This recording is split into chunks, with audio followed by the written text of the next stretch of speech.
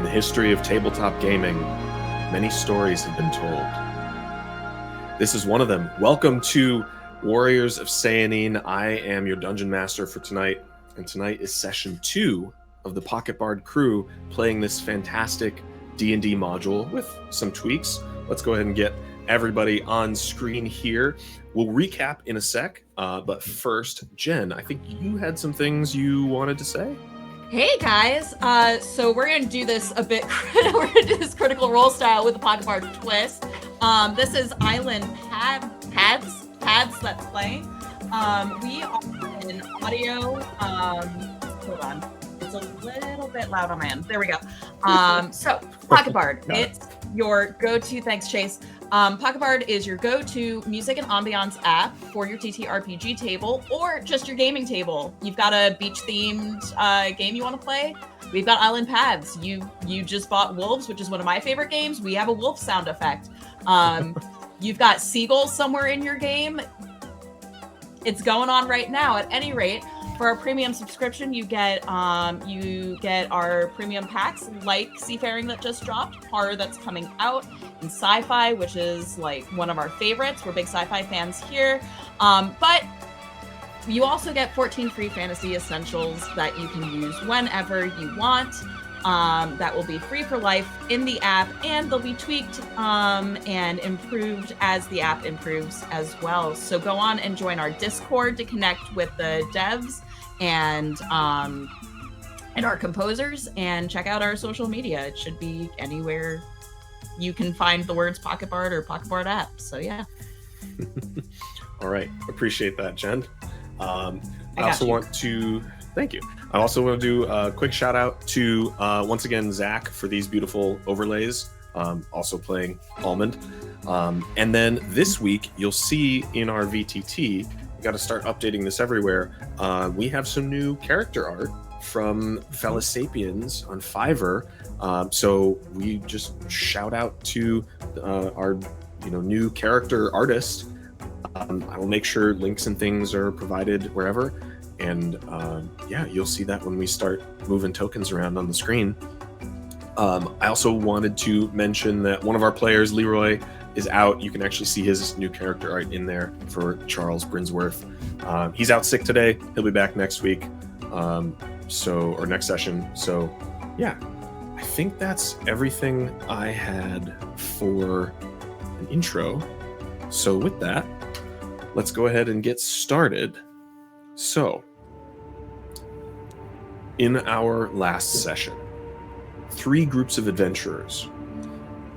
The first, traveling all the way from the north in Uthadern, we had Grandel the Gruff, played by Alex, Almond Tumblesprite, played by Zach, and Uvril Tolmer, played by Don. They, after weeks and weeks of travel, made it to the capital city of Rexentrum, the beautiful, bustling metropolis that is the heart of the Dwendalian Empire. They traveled to see an old contact of Grandel's, one Charles Brinsworth, a half-orc noble of the noble Brinsworth family, played by Leroy. When they arrived, they met up with Charles and accompanied him to the gates of Rexentrum to pick up a guest he was expecting, an old childhood friend, Jen, who had informed him she would be coming to visit and, quote, lay low for a while. As she was passing through the city checkpoint, a group of 3 elves, badly wounded, emerged from the crowd, running, asking for help, covered in days-old gashes and blood. Before they could explain themselves, 2 wyverns attacked. The party jumped in along with some of the Crown's Guard in the city, who deftly felled the 2 dragonlings. And during the fight, Ari noticed symbols around the necks of the elves. A crescent moon strung like a bow, a symbol, of course, of Sehanine, the Moonweaver. During the chaos, the elves were quickly ushered into Charles's carriage and whisked back to the Brinsworth Manor for recovery, where the party learned what happened. A young black dragon had attacked them at their keep deep in the Pearlbow wilderness. Too badly beaten and too small in number to continue, these elves, who call themselves the Warriors of Sehanine, asked for help. Their 2 children, likely still trapped in the keep deep in the woods. They are resourceful kids, but they can't last forever. The party weighed the circumstances. Unlikely to get help from the Dwendalian Empire. Resources are already thin, it's on the brink of war, and of course these are worshippers of a deity that is outlawed in the Empire. So, after a while, they agreed to help. Charles, also using his resources within the city, the strings that he could pull at, seeking a cleric to come and maybe a little bit more under the radar, try to help out these injured elves as they rest and recover. So, we pick up actually in the middle of the night. Everyone has found guest quarters within the Brinsworth Manor, and at differing speeds, differing states of comfort and restlessness, the new environment for many of you, the contemplation of the circumstances of these elves, these warriors of Sehanine, who have asked for your help, and for each of you, for differing reasons, have agreed. Uvril, in your particular guest quarters by yourself, tell me, how is it that you spend your time late in the evening like this? Are you sleeping? Is there anything in particular that you're doing? Just kind of set the stage for middle of the night in Uvril's quarters. So for Uvril, for myself, I find myself, sleep is a very difficult thing for me to come by, just because of my past, and I feel like I've wronged so many people along the way that I find myself at night kind of recounting countless interactions with people and what I could have said differently. And even the one that happened earlier this evening, that one is kind of replaying through my head on, I'm just beating myself up over the fact that, hey, maybe I could have done this, and, we didn't lose anybody, so that's good, but it's still, I'm just sitting there constantly replaying this in my head. So sleep for me, it's the very minimum amount. That's my night. I think as you sit there and replay this in your mind over and over and over, it almost kind of becomes a trance of, did I do this? Should I have done that? Was that my fault? A memory pops up, another memory, another regret, another buckling down, the feeling of this time I'll do it. I promise myself, I promise. And as this kind of cycle goes over and over, at some point you drift off into kind of a half sleep dream state. And from a corner of the room that in your waking state, you didn't think there was a door there. In fact, it's up above you, or maybe on multiple sides.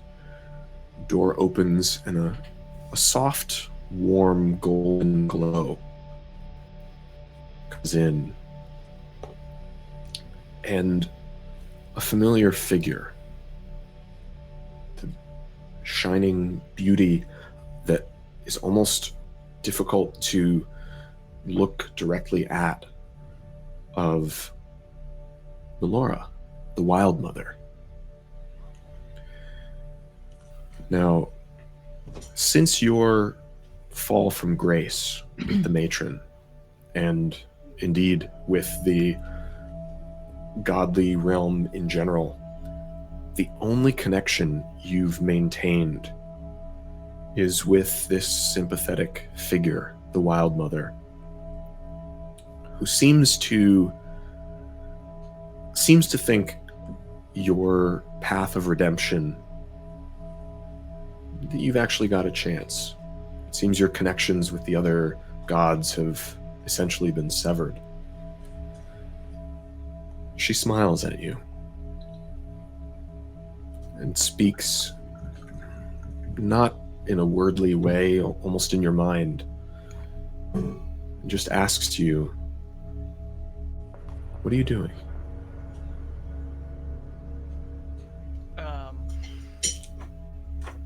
Uvril is still so overwhelmed by remorse and the sight that he's currently seeing, because it's been so long since something like this happened that even the idea of something like this feels foreign. So I'm very taken aback, and in my slouch that I've leaned against the wall, I do kind of manage to slip off the edge of the bed and almost just kind of taken aback, and I just kind of, I'm sorry. I'm sorry. What do you need? What do you need from me? I'm sorry. As you are saying this and you slip, you actually kind of slide off of the bed. You feel your body moving in a way that really only happens in dreams. And it's at this point you realize it's not the Wild Mother herself whose presence you're in. It's more of a connection, a message.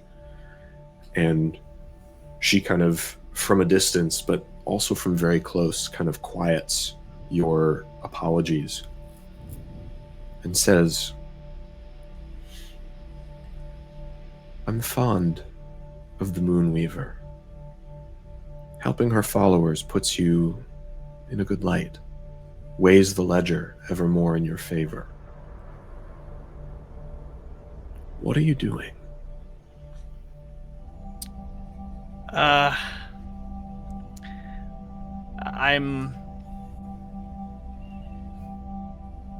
I'm still so taken aback by the sight that I'm kind of just humbled at this moment, and I kind of say, I'll make it right. I'll make it right. And I just keep kind of repeating that to myself. Seeing your intentions to make things right, and seeing that a bit of her message has sunk in of, look, this is... Sehanine is one of the gods for whom, if you do a favor, it will be looked upon well by all of the prime deities, who, of course, includes the matron, for whom you were supposed to be much more than you currently are. She smiles, and even through your regret, your sorrow, these cycling feelings, in the cycle you feel mixed in just a little bit of warmth and the smell of a meadow in the early morning hours. And then it's gone, and you wake up in your bed in the guest quarters, exactly where you thought you were. And it's quiet.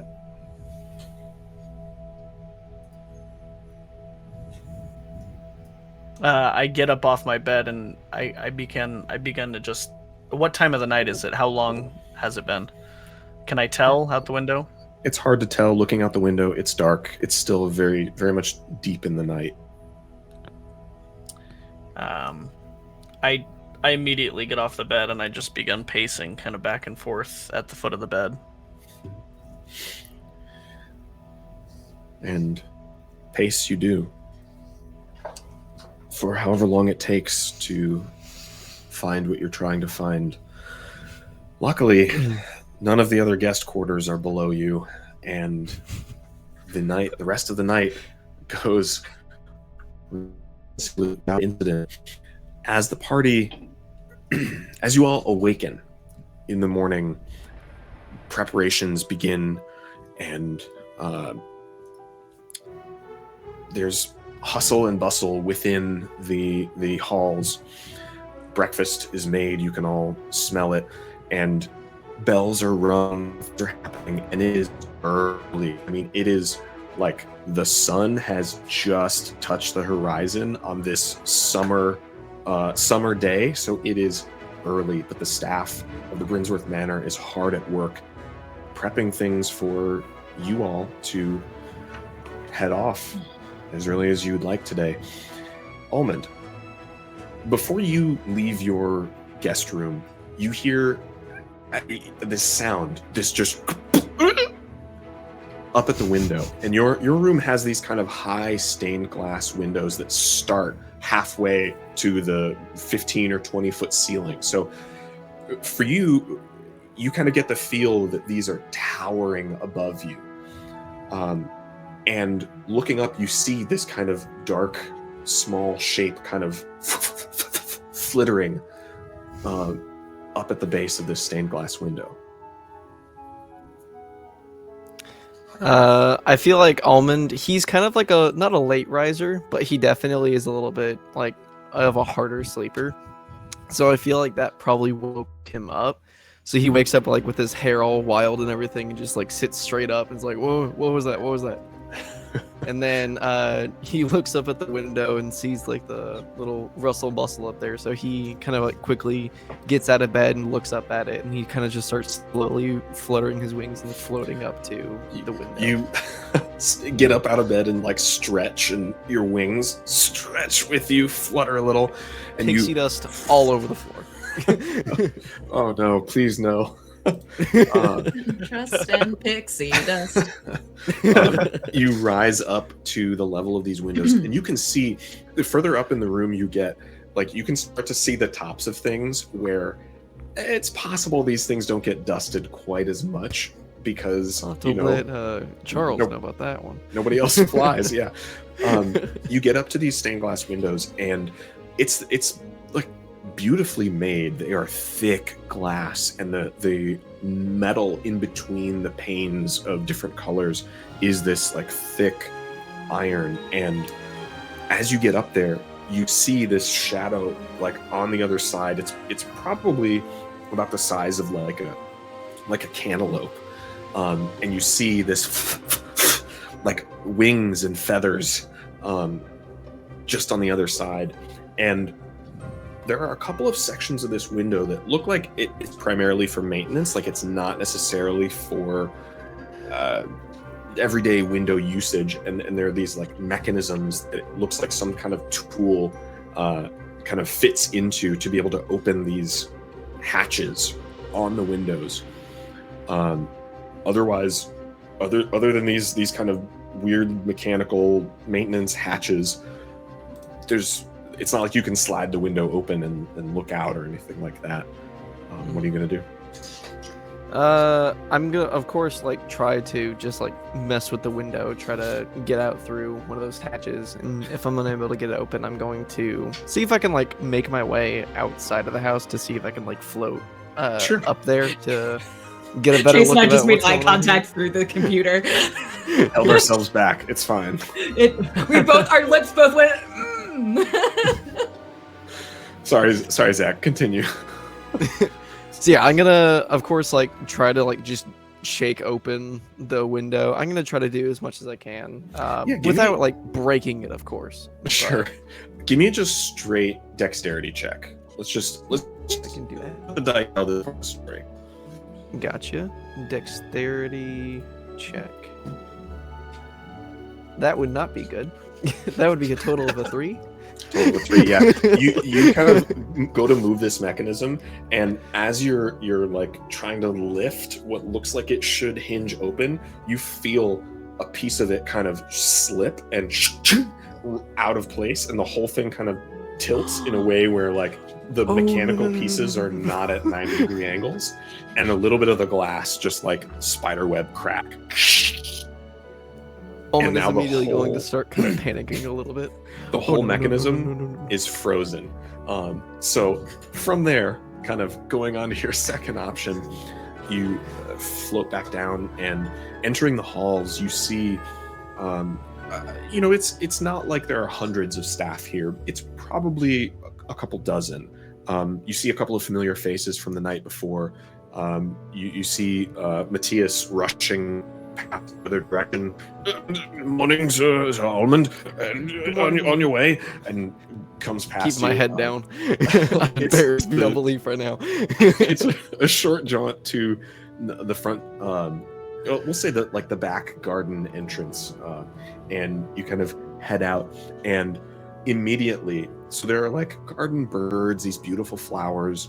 The warm summer air hits you. Somehow they keep the air inside cool, and immediately this gray, kind of almost cross-eyed looking pigeon just comes right down to you and like parks itself in front of you, looks up at you, and kind of tilts its head to the side.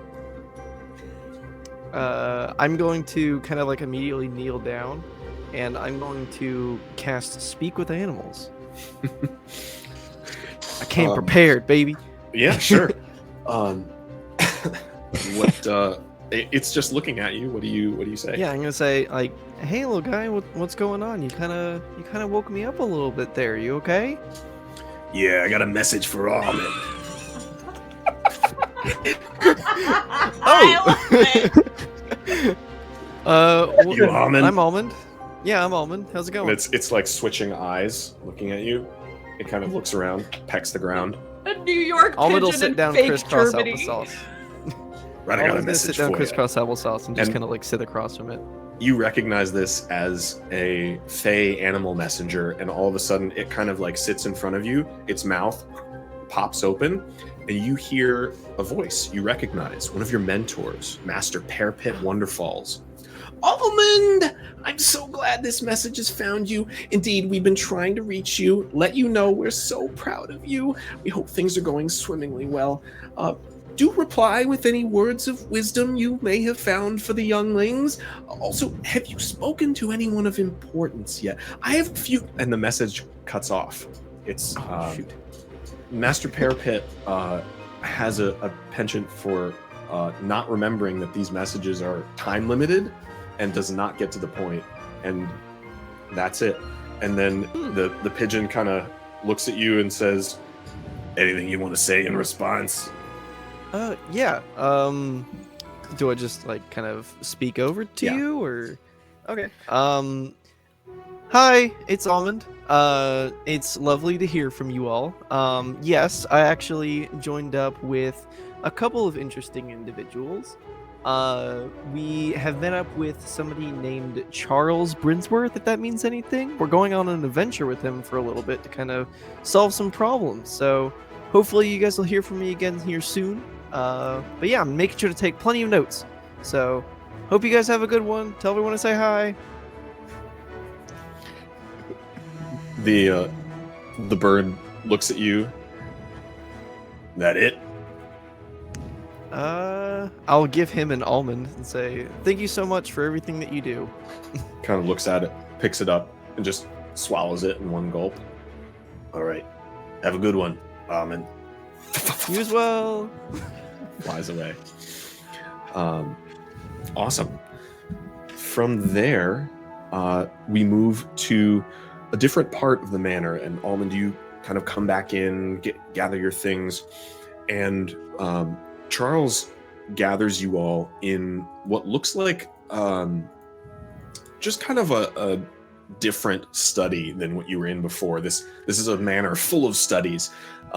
This one, rather than being full of like books and old tomes, this one looks a little bit more like maps, and there are shelves with scrolls that look like maybe political documents or things. The doors are propped open, and there are multiple kind of smaller tables with one in the middle. And sprawled out on the table, there's a map of the nearby area surrounding Rexentrum, kind of going into the Pearlbow Wilderness, and you see one of the elves from yesterday. I'll make sure I don't give you the wrong name again.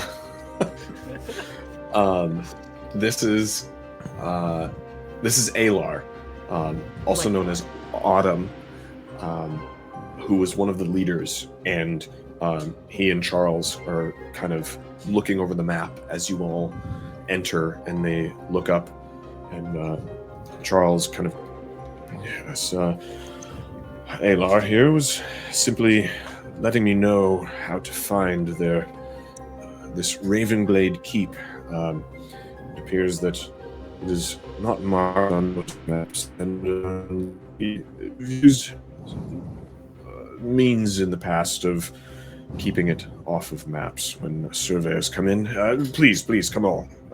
Take a seat. We have a long day ahead of us here.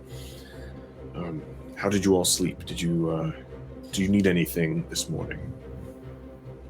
Probably a restock of almonds, but other than that, I slept pretty good. Got a message from back home today, so that was fun. How'd you guys sleep? Grandel's just kind of yawning still. He's this is before his wake time. Over the past 100 years, it's like each day the wake up time gets pushed back maybe 1 minute, but that adds up. So this is early, but he's just drinking his coffee that he found and made for himself without asking anyone. I love the idea of Randall like getting up in the middle of the night or just before it's wake up time for everyone, and like finding the kitchen on his own to make his own coffee in this beautiful manner with dozens of staff to do everything for you. I also love the thought of Matthias. Matthias, yeah. Matthias. I also love the thought of Matthias walking in on it and like just gives him like a subtle. Master Grandel, do you need guests or not? Typically, he does not know what to do. I think Almond will then look over at Ervil, or does he look just exhausted right now, or does he just look as usual, I'd say? Uvril? That's up to you, Dom. I'm going to say that normally sleep is foreign to me, so I'm going to say I actually look more rested than I normally do. Gotcha. Almond will kind of register that and say, "Oh, you look chipper today. Did you get a lot of sleep last night? Have any good dreams?" I'm going to just noddingly bite out of an apple that I grabbed off the table. Very nice. I thought you were gonna say out of the kitchen this morning when nobody was. I was really thinking about it, but I was like, no. One at a time. Every guest on their own sneaks into the kitchen. Hey, I feel right at home here. Thank you very much. So, like, we did not assess. So Charles and I are childhood friends. So I feel like she's got like right at home. Yeah. This is normal for you. How is in this moment, kind of considering that your motivation for coming to see Charles and come into Rexentrum was essentially to keep your head down and avoid trouble. Now, considering what's going on, how is Arianwen feeling in this moment? Yeah. So she probably comes into the room, or actually before in her room, she was probably doing a lot of like out of the window gazing, like melodramatic, but sure, fine. Just you, because this is her home. I didn't establish last time to say that she is Semnian. She is from Rexentrum. I cannot do a German accent. I speak German, cannot do a German accent. That's okay. We'll fill it in. Go figure. Yeah. After the fact, we'll get a dub. We'll add it in post. Yeah. Is that in the budget, Alex? Anyway, so she did a lot of like the window gazing, and so is more heart sore to be missing. I have to remember what it's called. I just remembered to look it up, and now it's here. The abundant tree in Vasselheim, and so there's that like disconnect between this is my home, this is where I was raised, this is where I should feel the and she feels a little bit of that with Charles and in the manor, but just that like that real like heart sore. In German there's a word Heimweh, which literally means home, like home hurt, like you're hurting for home. But there's also a word Fernweh, which is like away pain, which is like the longing to be away. That's wanderlust. And so it's hurting her to be home, not hurting her that she misses home. And at any rate,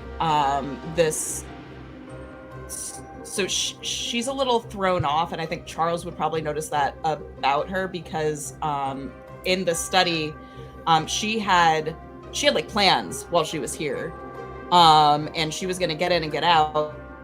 Now she can't do her plans because getting out. And so it's sort of like she feels called and needs to do this quest with and for the warriors of Sehanine. But also like she is scared of missing her window to see her brother while she is here. But so is once again sort of torn between duty, family, and needing to be herself. So just slightly less chipper than normal. I think as the party gathered and people are making preparations, I think Charles takes you aside and kind of says, "You're all right, Ari. I apologize we haven't gotten a chance to chat since you've been here. I know you didn't say much in your letter what was going on, but I figured if you were reaching out, I'm always here to help. So are you all right?" No, I mean we'll have time to chat on the road, on the path. Sure. What? Of course. What is this about war? Like what? Indeed, grumblings in the across the empire. It's not something for us to worry about at the moment, but indeed, a war may be on. But folks like you and I, of course, have our place in the society, and should war break out, we know where we stand, yes? So it's not a powder keg yet. Unfortunately, information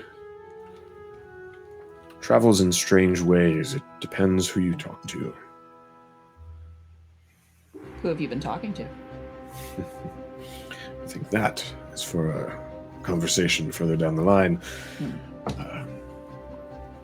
The usual tensions are... Always there. Yes. Always will be. Indeed. Well, let's focus ourselves on the matter at hand. I was going to say, she gestures to them to sort of refocus on that this is important. I think, can you make an insight check for me? Insight on Charles? Yeah. Okay. Let me find my character sheet. That's not my character sheet. That is, I hate having to watch ads on my own thing. That really... Let me know if you need help. It's on the upper right, the actors tab. Breast insight? Oh no, I popped it out. Go on. Yeah. And go ahead. normal. Yep. Smooth. 13. Okay. Yeah, I think in that conversation, you notice that when Charles says the usual tensions, he seems a bit tired of the politics, and you kind of get the sense that things could be more straightforward if the people involved were being straightforward. It's complicated, it's politics, and it's annoying. He's tired of it. Can I like get a little extra on this? I mean, then again, that's for Leroy to say. I was gonna say, like, Sure. Does he seem excited by the chance for a quest, or more like, this is my duty? I'll talk to Leroy. Yeah, that's for Leroy to say. I will chat with Leroy. Man ever catches a break. Really. In this session, Charles is narratively present, and the DM is using him to steer. But otherwise, I am not trying to dictate a player's character. He's part of your soup. Yes, he is. I wonder what ingredient. Anyway. Excellent. So, with some opportunity to plan, at this point, Fiven also enters, also looking a bit rested, but not as rested as Alar, and kind of joins at the table. Is there anything else that you guys would like to know from these elves before you kind of start to venture out and try to make it to your keep to rescue these kids? I want to take a few steps back, actually, because I think it was Almond made an insight check on Fiven last time, and was it a nat 20 or was it was just high? It was high, but Yeah. if I recall, if I recall correctly, he didn't tell us the full truth, but it was You the can't truth see of what that. he said. You can't see that. Hold up. Correct?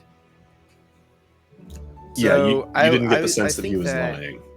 Yeah, and I did mention that to Grandel at least. Okay, that was my so- question.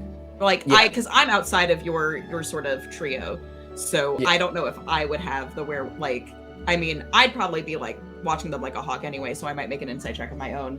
But I did write down in very big letters, Fiven is a liar, because I felt that was important to remember. So I wanted to remember who it was. So who it was I that guess knew that. I guess with that being said, of course, like kind of while eating my breakfast almonds, or I'll probably ask for like an egg or something like that too. Oh, yeah, I'll indeed. say, hey, so before we kind of go off on this adventure to rescue, is there anything else that you guys think that we should know before, or anything that we're going to be kind of getting into? Anything that you think would be unexpected for us, or anything that you guys think that we should know?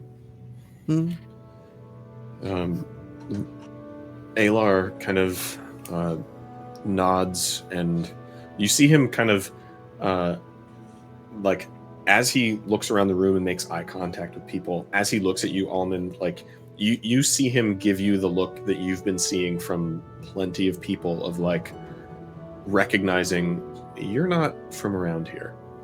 And he says to you and the group, indeed, the Pearlbow Wilderness is occasionally a dangerous place, not necessarily recommended for leisurely travel. Keep on the lookout for wildlife. There is a... And you see him hesitate. You're welcome to, if you'd like, make an insight check at this hesitation. Actually, Yeah. go ahead and do that. Of course I'm going to. And, Of course I'm going to. One other I'm gonna- person can as well, if you'd like. I'm gonna also I'll- make I'll sure do that it. I'm like kind of having a comforting expression. Like I'm like kind of worried a little bit, but I'm like kind of like solemnly nodding my head as well. And given your height, are you standing on the ground? Are you hovering at eye level? Are you standing on the table? To avoid awkward like looking up and down, I feel like I'm floating at eye level Okay. at this point. Okay. So he's not like looking down at you. Ooh. Got it. That's Oh. another bad I- roll for I got a me. What do we got? 15. What do we got? Nat 15 one So and happy he got a so- he got a letter from home. He's like the kid at camp that can't stop talking about it. Yeah. So, Almond, you don't catch this, but Uvril, Mhm. you catch that. I mean, you're asking for more information, and you watch him almost hold this back. He says, "Many travelers in the area consider it a myth. However, it is indeed real. Fey spirit, a gift from the Moonweaver, lives within the forest and manifests itself as a pale blue spectral fox with 3 tails. If you show her you're friendly, with the Moonweaver's blessing, it's likely to help more than harm." Say that's right up my alley. Yes. In terms of other dangers, and he kind of starts to recap some things from yesterday and fill in more gaps. He says, so Ravenglade Keep is there's a huge kind of rock outcropping that's maybe 150 feet tall, and there's a natural spring at the top, which creates these beautiful waterfalls. And about halfway up, there's another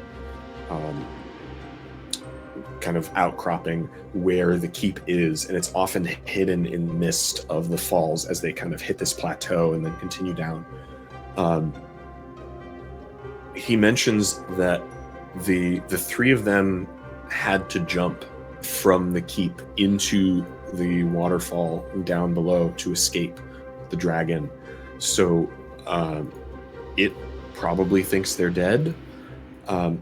During the fight, the dragon totally raised the primary ascent up the cliff, which they call the Sky's Ascent, which is why they believe the kids are still there, because the kids probably would not make that jump, and they don't have another way to leave. So getting up to the keep is going to be tricky, but yeah, that kind of fills in some of the geography details. The orcs that they fought are likely still roaming the forest. They were a hunting party. The battle was fierce and turned them back, but and he kind of like quickly side eyes Charles before not continuing to speak. Like it almost was you hear in the subtext like, well, but orcs, and seeing the half orc in the room, he decides to hold his tongue. So Uvril's gonna pipe up and say, "So we're walking into an ambush." Unfortunately, were circumstances any different, I wouldn't ask. And you can see, like, he really means it. He is not happy to be asking for help, but is desperate. Well, to be an ambush, they'd have to know we're coming. So, Good point. Yeah. so that was Ariana, but also it's a black dragon. Yes.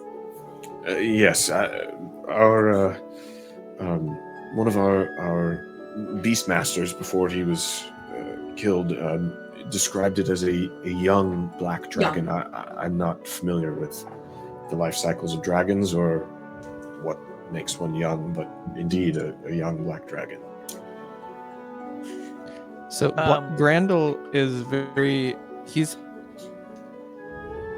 been just kind of listening off to the side, making notes in his journal. And he just kind of chimes in asking, he wants to know, why did they lose? And what would have to be true for somebody to win against this dragon? Like, why did you not beat it? And why could you expect us to beat it if we go there now? The short answer is you have to be a PC, not an NPC. He kind of nods. No, that's a fair point. And you see him.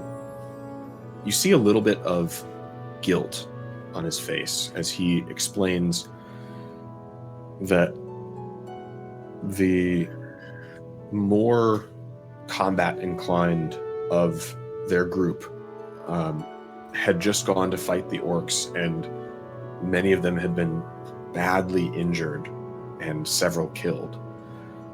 When they came back, they were in the middle of mourning and didn't expect to be attacked at home, let alone attacked at home by a dragon. If we were at our full strength and, of course, expecting such a thing, our defenses would have been more than adequate. But sometimes an enemy finds a place to slip a dagger underneath your armor, and what would normally stop 1,000 daggers is pierced by one alone. The other question Grendel is curious and can't quite hold himself back from asking is what's the actual probability that these kids are still alive?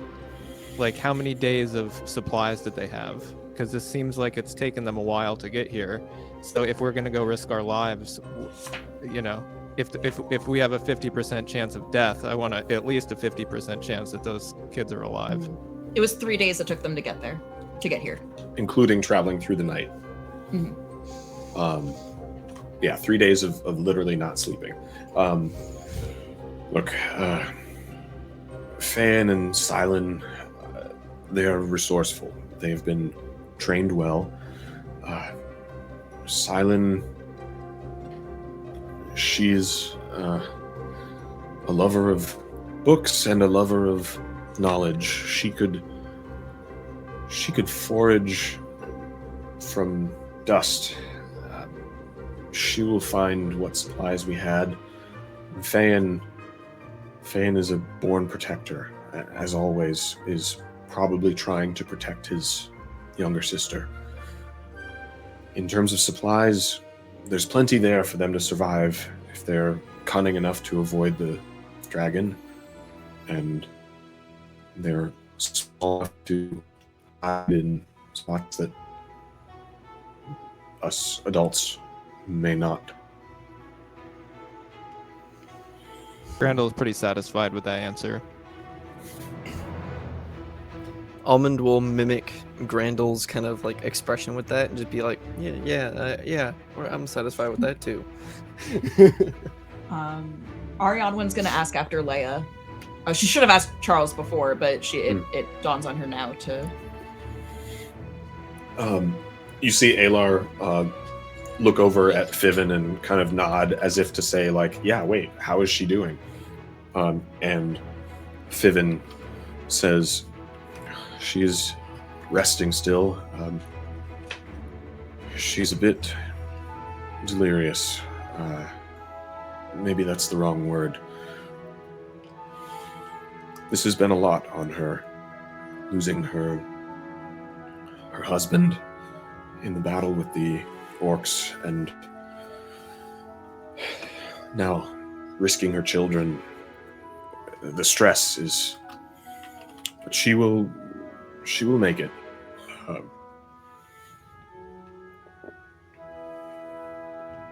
So she's out of it. Do we get the sense, like, why would Alar look at Fiven rather than know himself? I think just because Fiven was the one kind of taking care of her through the night. Taking care of her. Okay. Yeah.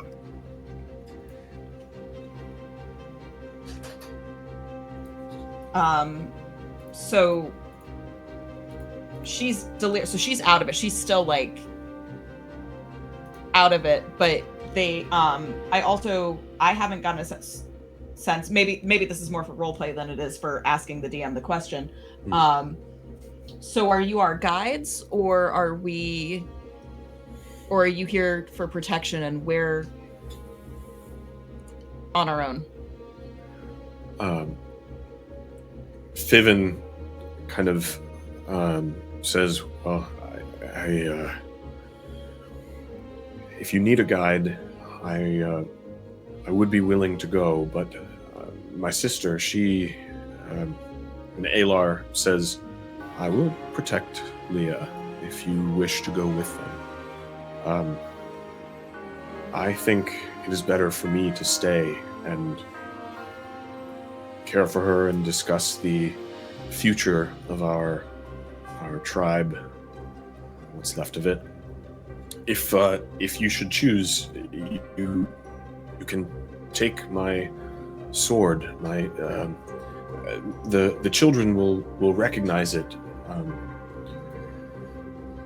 and it's well. If we're just recovering here, I won't be in need of it. And Fiven kind of nods and looks back to you, and essentially you guys can decide the things that you have options for are, if you'd like Fiven to go with you, he can. If you would like to take Alar's sword, I think he mentioned the name of it. He named his sword Moon Petal. Which is Moon Petal, cool. I have that written down. You can take his sword if you'd like. Yeah, those are kind of the options, but at least one of them needs to stay with Leah. Grandel It kind would be of beneficial. beckons them to separate, like, and do a little circle off to the side. Powwow! Team huddle. Give us a minute. Yeah. Sidebar. Just loudly yes. whisper, and then Almond kind of like perks up and looks over at them, and then he looks back at the group. Yeah. Oh yeah. No, they're talking like full volume, like 5 feet away. So it's not. It's not Also, super- like, What a bunch of any idiots. animals in the area would understand what Almond is saying as well. You have like birds sitting up in the windowsill, like just listening in. You know, a squirrel. One of them turns to the other. Ooh. I mean, Almond's gonna, I guess, turn to the group and say, I think it would be beneficial for them to come along, but at the same time, I understand if they would like to stay back and care for the injured. What do you guys think that they should do? I kind of feel like it's our decision if they want to Well, come Alar said along. he's staying behind, definitely staying behind. Yeah. And Fiven offered to go. So I don't know if Fiven has some chip on his shoulder. I'm acting more insightful than I intended Arianwin to be. But yeah. I'm gonna pipe up. I don't think they should come with us. I don't think we need any more. I mean, I don't need any more blood on my hands. I mean, yeah. I will say that if we did want to try to convince them, like, to kind of play the advocate a little bit here, if we did want to see if both of them could come, we could try to convince them that they are pretty well protected here in the mansion. I mean, there's a couple dozen staff here that I saw just this morning that seemed like they could kind of lend a hand in keeping their position here on the down low. But obviously, Yeah, if we don't think it's the best decision for them to come. Last night was the first night that they've had of sleep in 3 days. As he kind of looks at Almond very, like, kind of glaringly, they're gonna slow us down. They Yeah, fair each point. have 3 points of exhaustion. Hey, I was just talking about that. That's disadvantage on death saves. That's not great. Ooh. Yeah. Yeah. Almond, they need to stay behind. They're just gonna be baggage. Yeah. I mean, as long as we get Hey, At nobody's least you should take the baggage, sword. But yes, they should probably rest. Yeah, Can the sword I, would be nice. She would think to insight that I don't need any more blood on my hands remark, if that's okay. I can't remember what we said about inter-party Yeah. insight checks. I'm cool with that. So you roll insight. Dom, if that was a slip and you are trying not to let others know, you can roll deception. If you don't mind what was said, and then you can just well, if you're rolling openly, you can roll deception anyway. Actually, you should do this as a private roll.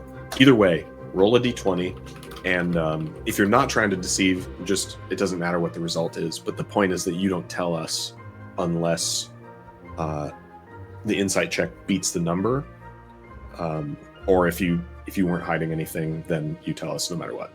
You could also roll a physical die if that, but Dom is more Well, tech I savvy can just than I put am. it. I don't know why I just can said put it that. on private GM roll, right? So only me Yeah. and you see it, Chase. Okay. Yeah. Yeah, it's a 6. Okay. She would look at him. Don't know how much she would get. I love when the die tell the story. On a Or 6, don't. overall, what does she read or not from that remark? I'm gonna say that that Grandel and Almond, both just in our travels, we've discussed in passing some events that I'm speaking of, but I've never given specific details, and that is gonna stay that way. Okay. So she detects nothing. They know that Oh. I'm, I might be not telling her, but yeah, she doesn't Yeah. detect anything. Oh yeah, back when you murdered people. yeah. So for you, Ariane, it's Right. just like a tortured soul just saying a. yeah. It's just like a Wrong. well, we don't want any blood. We don't want blood on our hands. You Oh, yeah, don't yeah, necessarily not even pick up that. on them more. Yeah. Mhm. Cool. And at this moment, I kind of look glancingly at Almond, kind of like the "I need to talk to you" kind of look.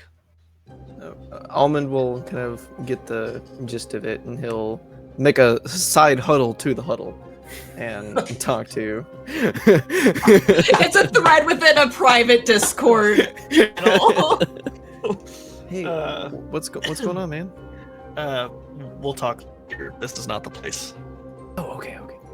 Almond will. Didn't you just break No. We'll step away from the side in huddle. the future, not like right this second. Like Almond we're take it away, clearly or talking dogs? audibly within like 5 feet away. Like I'm not gonna divulge all this information in a stone's throw. The squirrels on the windowsill are just Yeah. They're like, what is going on in there? Yeah. Pumpkin. Oh, okay. Almond will kind of catch that, and I mean, he'll chime up again and say, so do we at least want to take Moon Petal with us? I think that at least having some sort of, dignification that when we do rescue them, they aren't scared, saying we could at least use that as, hey, we were sent by these people to come and rescue you. I'm worried if we do that though, because why did I suddenly make her insightful? All right. What kind of? They might share. This is logic. She's using logic. This is not insight. This is logic. There it is.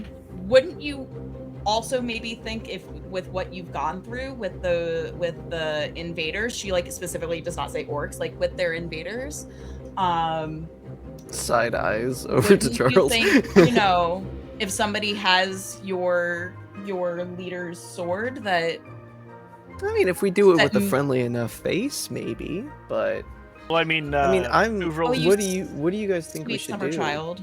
You Uvril's sweet gonna summer, pipe up and never say, been well, manipulated I'm child. just trying my best. we do have paper, and we are in a study.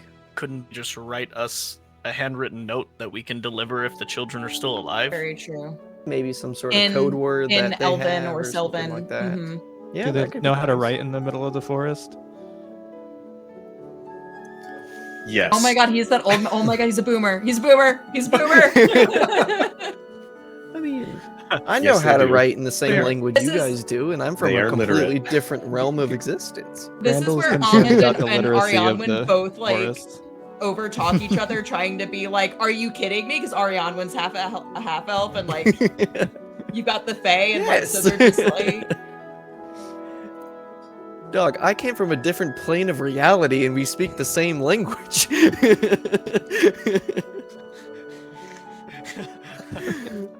Grandel's from Are a the different kids era. Are the kids old enough?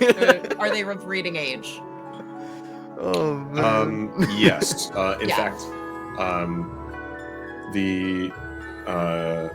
they even mentioned that the younger one, the girl, Silent, likes to read.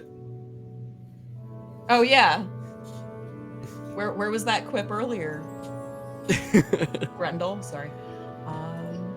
But that was funny, So- Alex.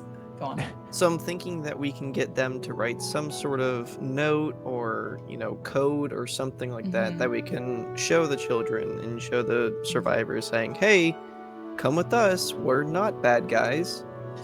Unlike those attackers. But I mean, do you guys have any ideas of what they could write? Saying like, hey, you guys can trust these guys. Something quick because we may need to convince them like in a moment's notice and then get out. So I was also- maybe not an Let essay. them decide. They'll know something that the children will know. That, and I'll make eye contact with Alar, and ask if it is okay to borrow one of their holy symbols, as also that sort of presence. Dang, we're gonna clean these people out. She'll bring it back. We want your shoes too, okay? We want an impossibly large amount of things to put in our own backpacks. See, you're gonna eat like kings here. We want everything you have. They kind To of wrap in the note or something. I don't know. They kind of What look kind at of each sword is other. Sorry, It is a. I'll get there. They kind of look at each other, and after a brief moment, agree. Yeah, you could take one of the holy symbols if you think that's helpful. Is there any difference between the three of them? Like, is it clear that one is their mother's? They're fairly similar. They're fairly uniform.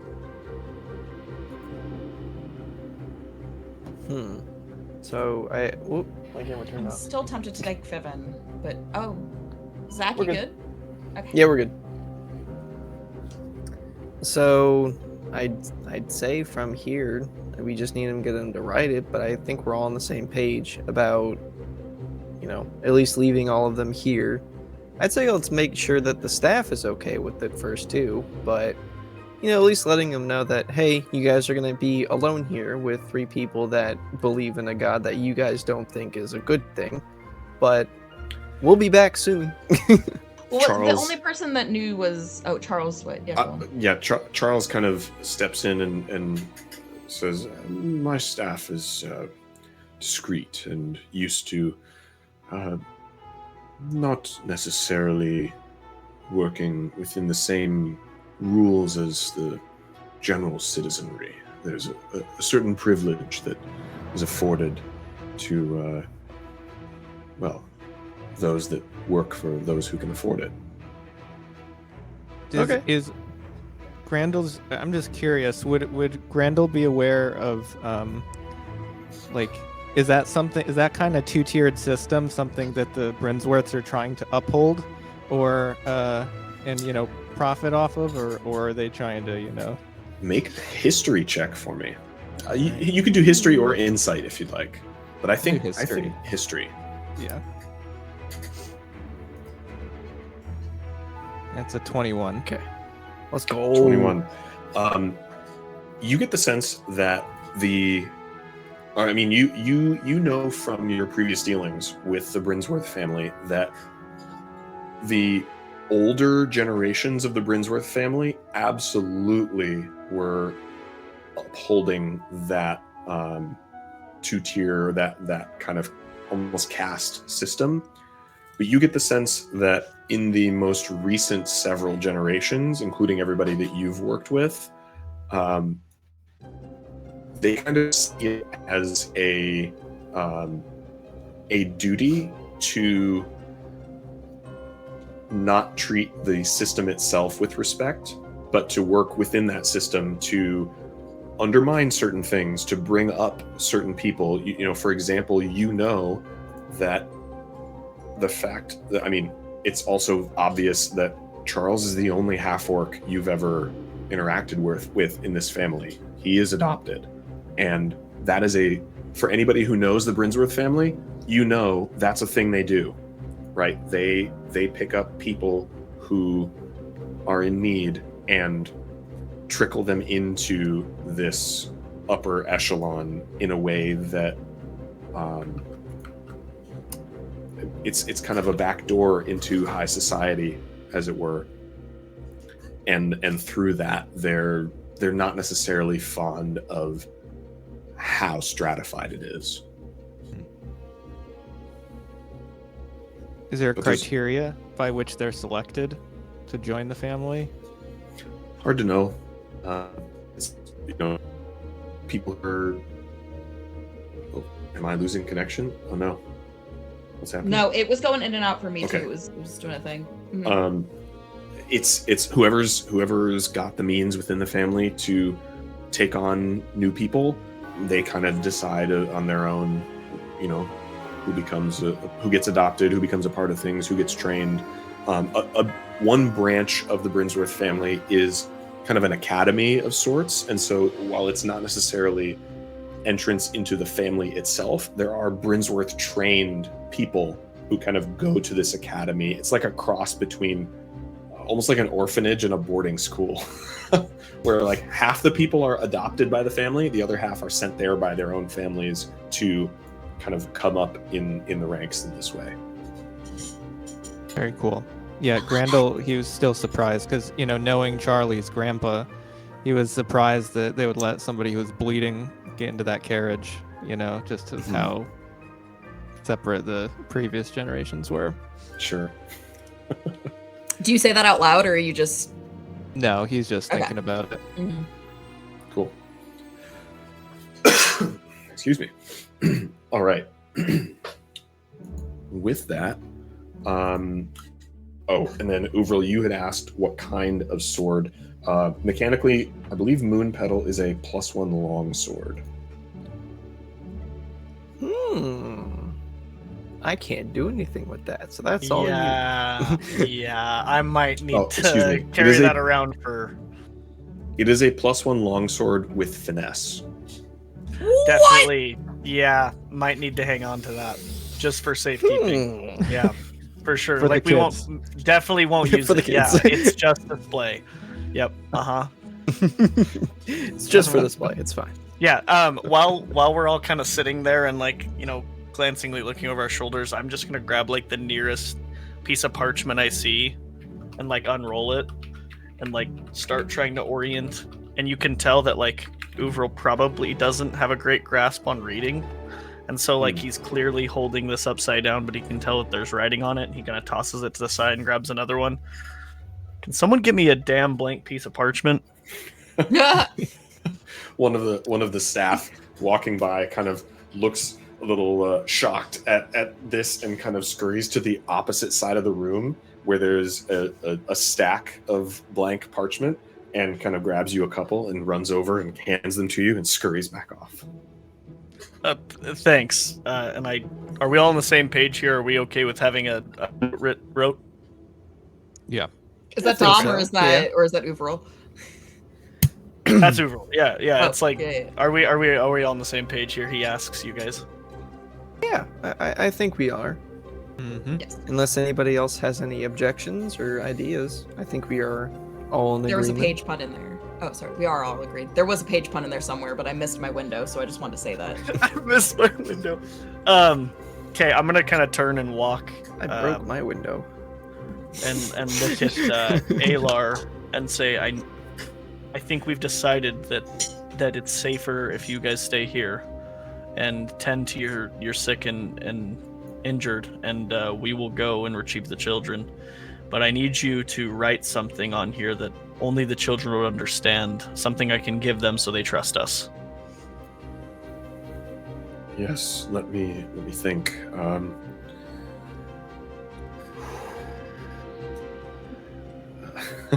He kind of pauses and looks around at all of you.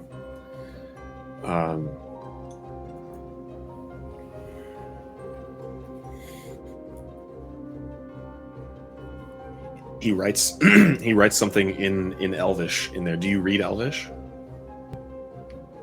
Are you asking the group or are you asking Uvril? Well, I guess yeah. Does anybody read Elvish? Because you I could don't. all be within Yeah. eyesight of this. I Yeah, do. to me it looks like hieroglyphics. I was gonna read it. I was. I I also believe read I Sylvan, do. So Okay.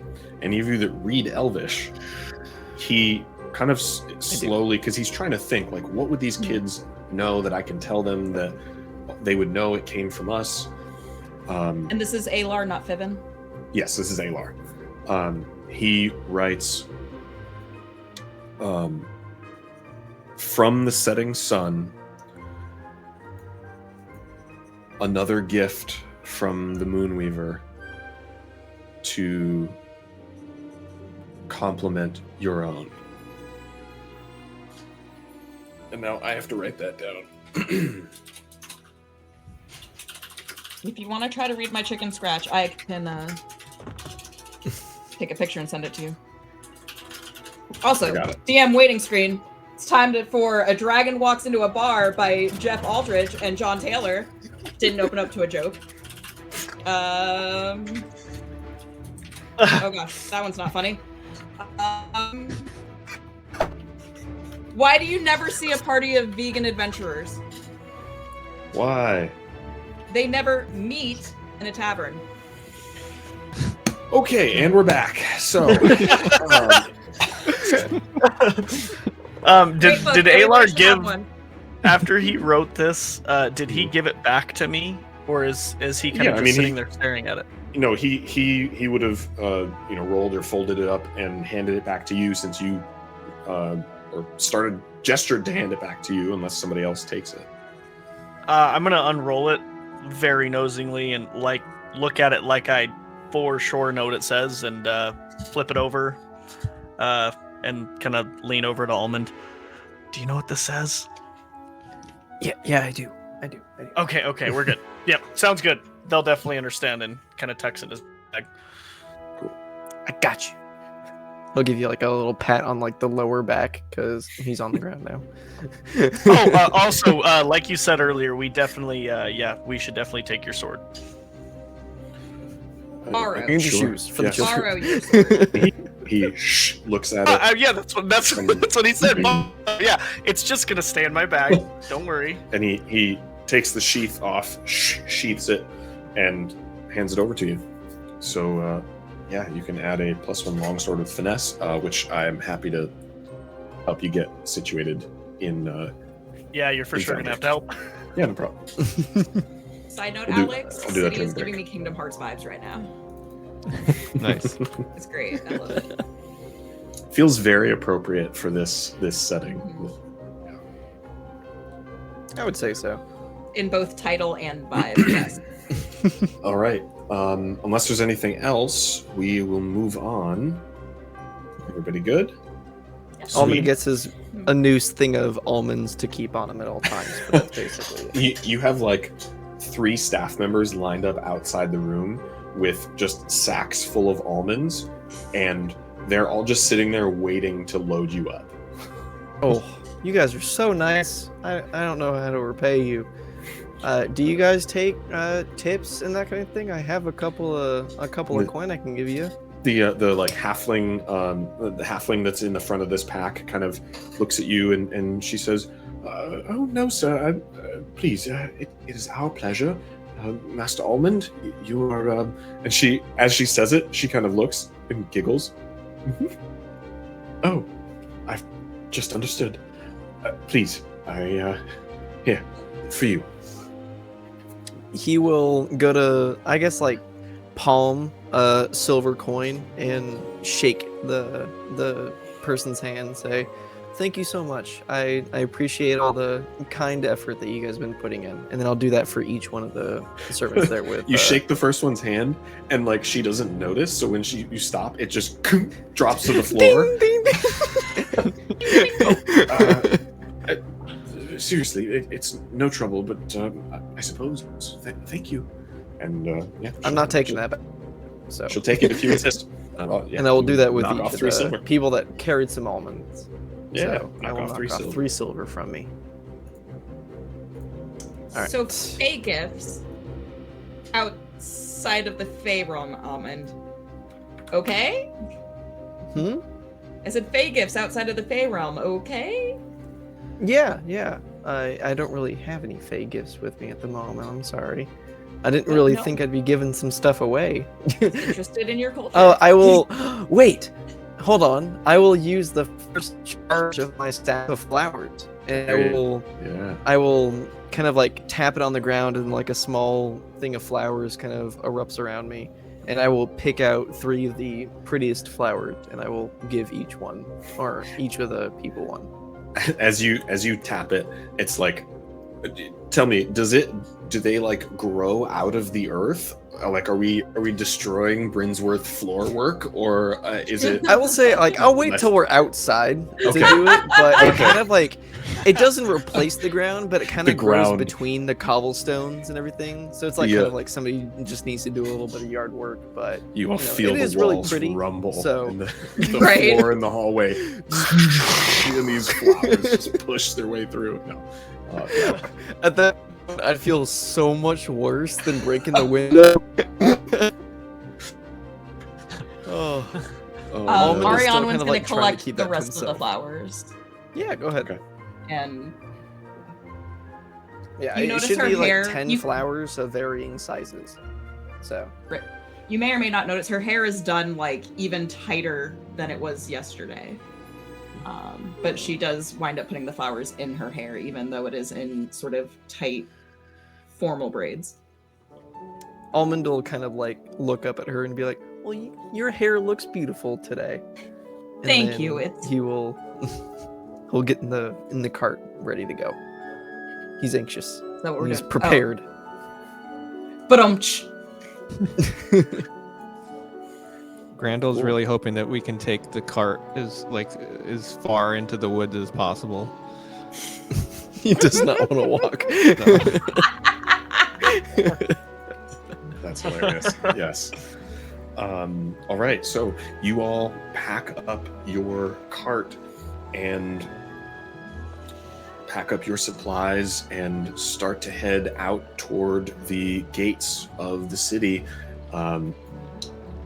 Again, it's the same cart that you rode in earlier, and with these same horses that, again, look like they haven't seen a day of less than a horse's dream life, right? They are strong, healthy horses that have been city horses their whole lives, and they take you beyond the gates, beyond the edge of Rexentrum, and there is a point at which the road splits and goes west and goes south just beyond the gates, and you all turn north into the Pearl Bow Wilderness, and within about a mile or so, the ground becomes too rough for the horse and carts to continue,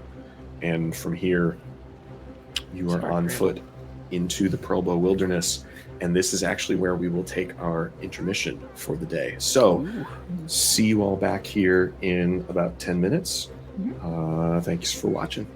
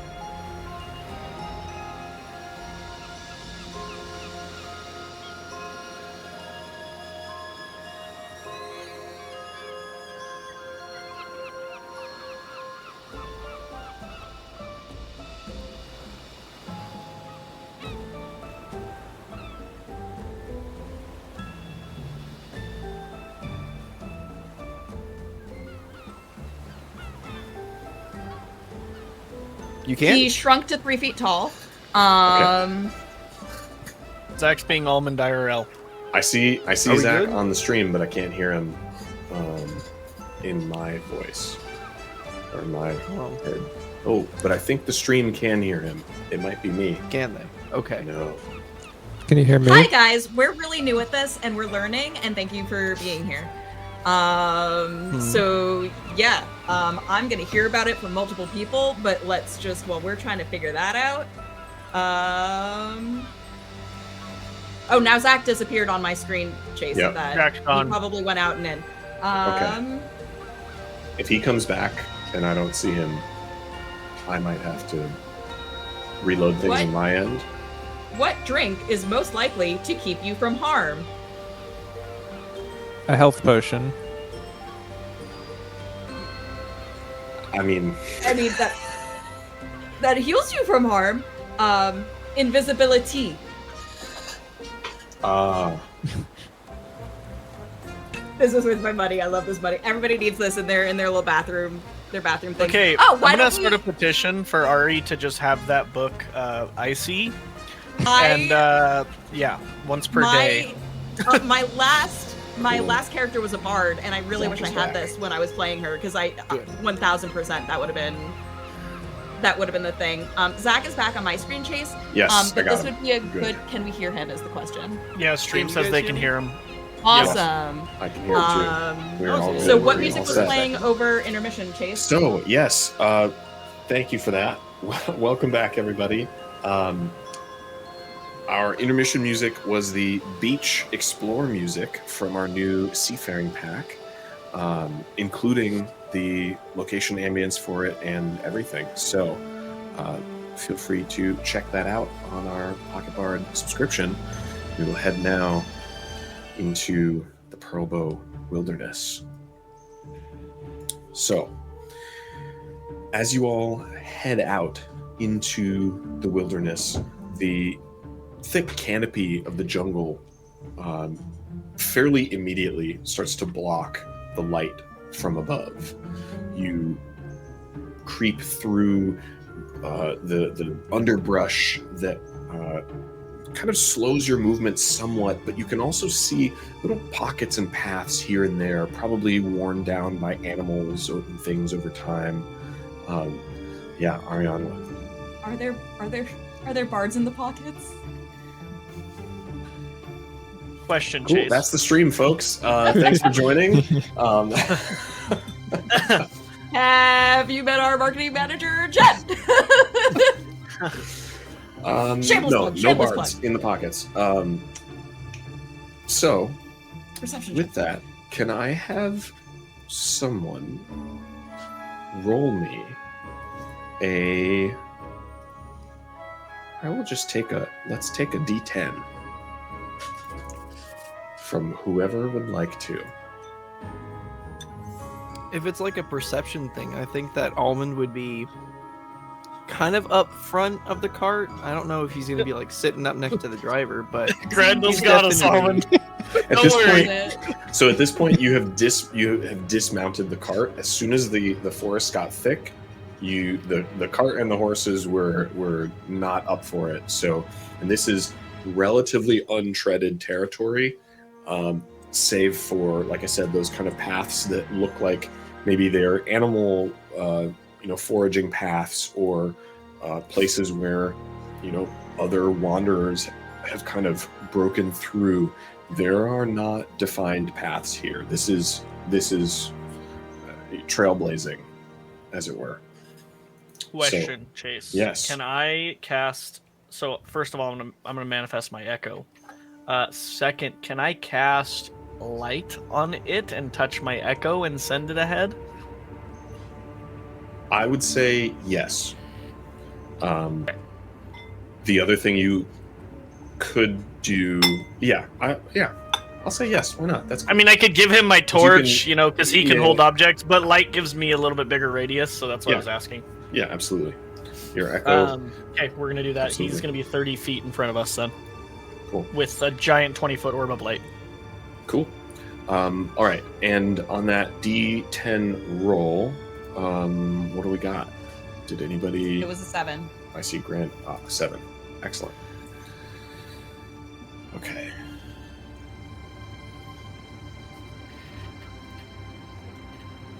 All right. So, after several hours of travel, you find yourselves fairly deep in the wilderness. Things are kind of as you would expect. It is a summer day, and things are hot. It's a little bit sweaty. A couple of bugs here and there.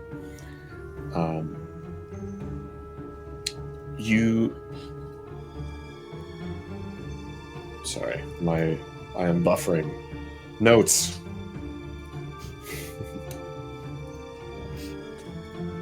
Something about wizards. It was funny.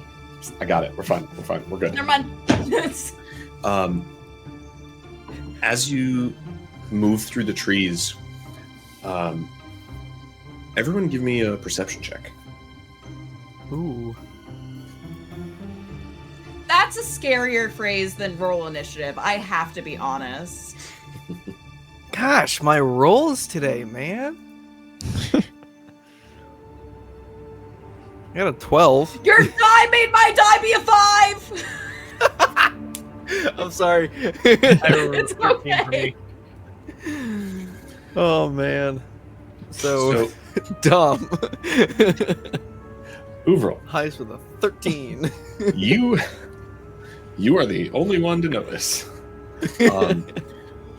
This is not an environment that you are like used to being in. You have not spent days upon days upon days just in temperate wilderness, temperate forest. Based on everybody's attitudes and reactions around you, you obviously glean that, okay, this is like a normal, nothing about the environment seems unnatural, except for the fact that you notice movement between the trees, kind of in the distance, and most of the time out of the corners of your eyes.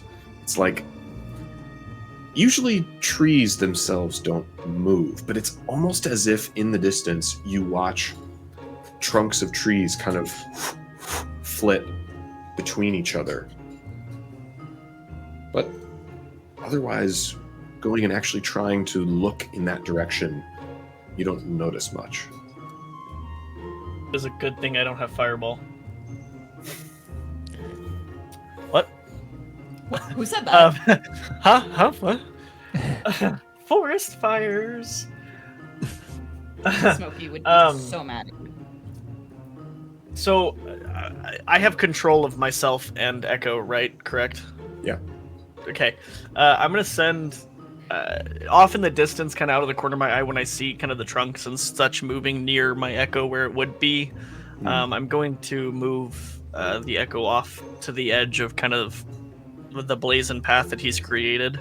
And can I roll perception for the Echo, or do I need to switch places with it first? I think you'd have to switch places with it first. There is a level at which you can see through your Echo, but I don't think it's level. Let me look. I think it's level 9. Yeah, I don't think you have that ability at this point.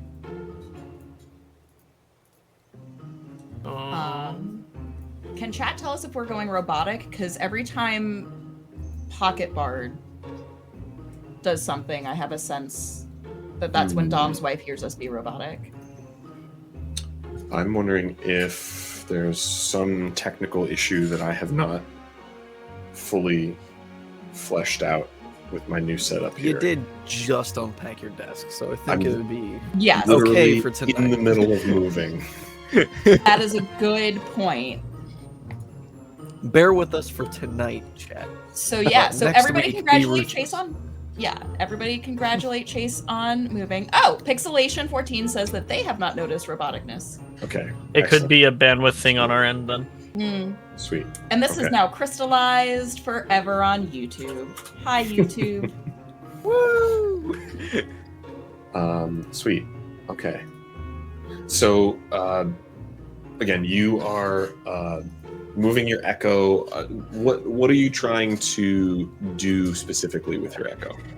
I'm trying to see if it I'm honestly baiting the hell out of it. I'm trying to see if it causes any kind of things to jump out, or if I notice anything moving as the echo approaches, Okay. like said edge of path. So I'm also trying to see if the light does anything to the area around it. Sure. And there. It's not total. It's like, I would say, dim light with little like piercing, like little piercing rays through the canopy. It's fairly thick. You can tell that there's strong sunlight above the canopy, but down here it is fairly dim, and your echo kind of glows in front of you. As you send it off to one side, kind of near where you saw this last little bit of movement, it kind of stomps through the underbrush a bit. Stomps. I mean, it gracefully prances through the underbrush. No, I'm not. I just want to know I heard that right, because I want to know how far back she's backing up. He's got a 10 dexterity, not the most graceful creature. His stomp was accurate. Skips through the underbrush. You notice this movement again, but this time a little more toward the center of your vision. One of the trees, and there are, of course, many, one of the trees themselves seems to almost like duck and then move behind another tree, as if like all of a sudden the tree bark was a person and decided to switch trees to continue watching your echo walk.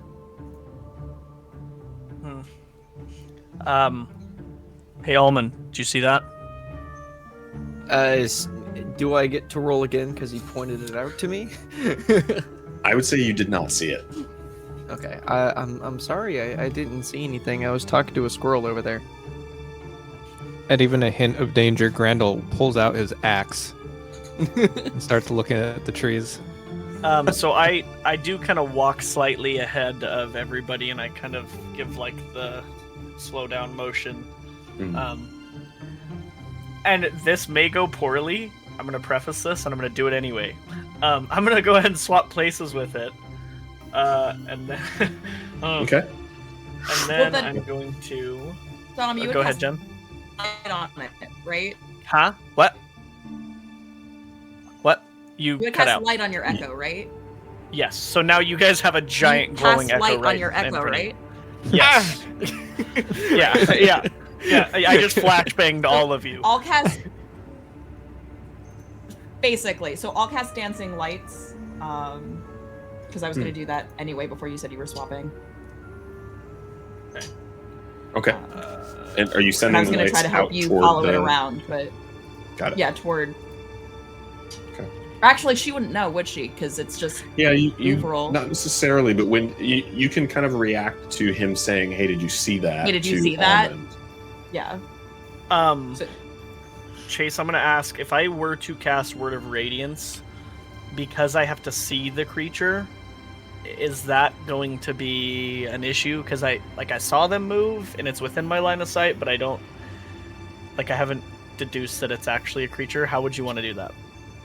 I'm gonna ask before I do it. That way, it doesn't just be like blasting trees with radiant damage.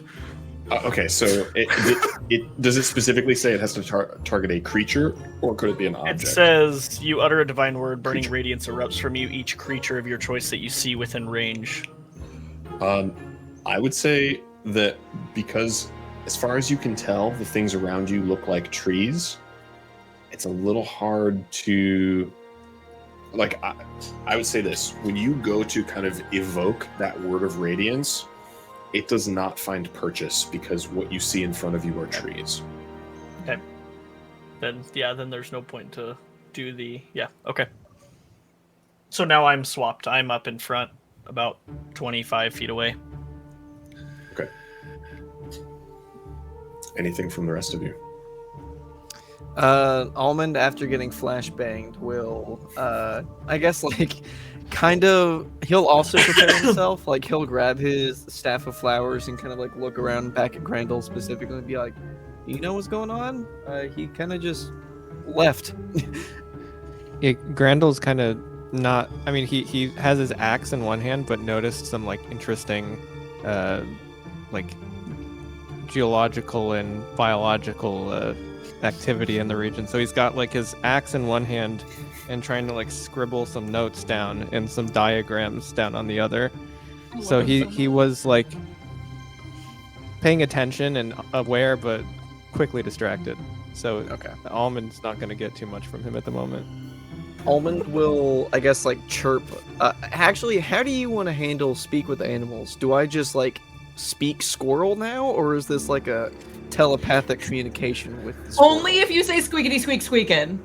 Oh, 100%. So That for you, it's as if you speak that language and you can hear it spoken back. For everyone else, they hear you like squeaking like a squirrel. Yeah. So Chittering. I'll kind of like glance around at the trees and stuff, and I'll see squirrels, and then like I'll exactly like Kronk go squeak squeak squeak squeak squeakity squeak squeak squeak squeak, and then I'll ask the squirrel, can you help us find our compadre? He switched places with something up ahead. We want to know if he's in danger. Essentially, I'll give you an almond for your time. Oh, speak with animals. Just love DMing that. Because now I gotta think. Now you got to do a squirrel voice, Chase. You're welcome. Unless you just want to go squeak, squeak, squeaky, squeak, squeak. I think Patrick Warburton. I honestly do a Patrick Warburton. This is not on demand, but if you You hear back.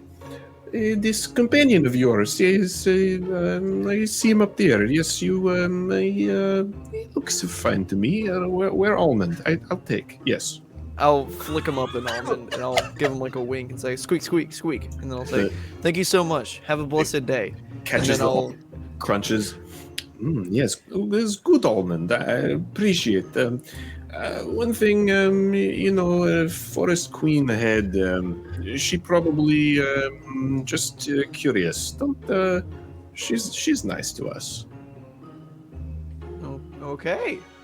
I'll flip another almond for the tip, and then I'll gesture back to the party and say, "All right, guys, he's right up here. The squirrel said he's not in danger."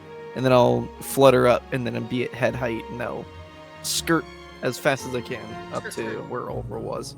do you remember to stop speaking squirrel, or I feel like he would just in the continued conversation turn back at you and start squeaking, but then he'll just be like, "Oh wait, he's back over here," and then just go back into common tongue and then fly forward. So yeah, I will lead the party on to where the squirrel gestured where Orville was. Dom, can you roll a D100 for me, please? Yeah, I can.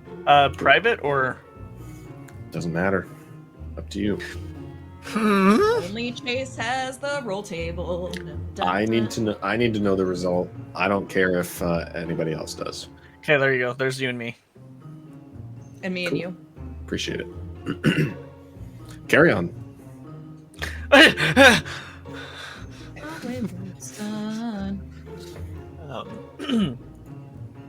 I'm kind of like picking up, like on the ground. I'm kind of like I see vines and branches and such, and I'm kind of like digging through them, where I just had seen things move before. Do I notice anything out of the norm, like off the normal path that my echo had made? You're like digging through. Wait, describe.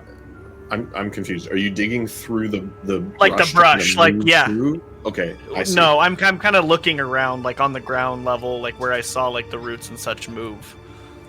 Got it. Okay. So as you're kind of moving through the brush, and you at some point like dig down a little bit to try to look through tree roots, and all of a sudden you just like it's almost like you have this realization rather than see anything kind of move into place. You kind of look up a little bit, and out of the corner of your eye, you see this kind of slender greenish figure with with like tree bark like skin and like leaves and branches kind of protruding from its body. And you can see as you are kind of crouched digging through things, it's crouched just off to the side of you, like looking at what you're digging at, almost as if the two of you were digging together for something, but you just noticed that she is there. Do I recognize this creature? Give me a roll. A history check or an arcana check. Up to you. Well, both. This is gonna go swimmingly. Oh, maybe. Oh, okay. Nice. On a 15, sure. This this strikes you as a fey creature of sorts. It's a dryad.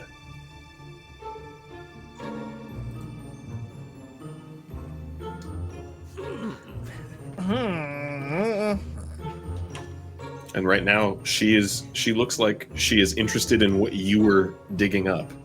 And like as you notice her and kind of freeze trying to figure out what to do, she looks like she's still looking at whatever you were digging.